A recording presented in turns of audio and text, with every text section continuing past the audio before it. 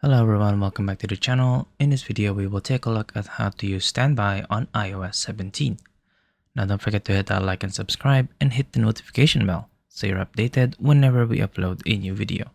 Stick until the very end so you don't miss a single detail. Now the first thing that we need to do is we need to check that we have StandBy on.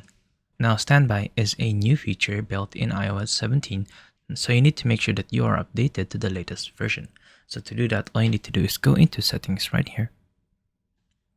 And then we're going to go into general and then software update right here.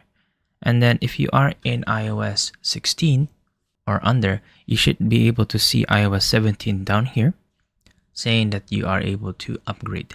But do remember that you need to have at least an iPhone XS to be able to upgrade to iOS 17.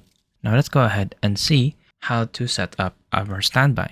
First, let's go back to our main settings right here, and then you should be able to see StandBy as a new option.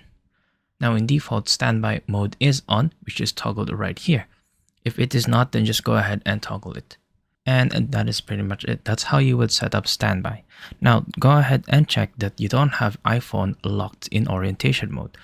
So let's go ahead and swipe from the top right, and then make sure to turn this off right here. Now all you need to do is to go ahead and charge your phone. This can be done wirelessly or via wired. So I'm going to be rotating my phone right here. And then let's go ahead and plug in our charger. Now all you need to do is to lock your phone, and then it has to be resting in place for it to activate StandBy mode. And as you can see, this is StandBy mode activated. If this is your first time, then you should be able to see a welcome to StandBy mode. Just go ahead and click OK. To make changes to your settings right here, all you need to do is to long press or to hold so that you're able to see something like this. Now you can go ahead and play around with your widgets in your StandBy mode. So if you want to add new things on the screen, you can go ahead and do so.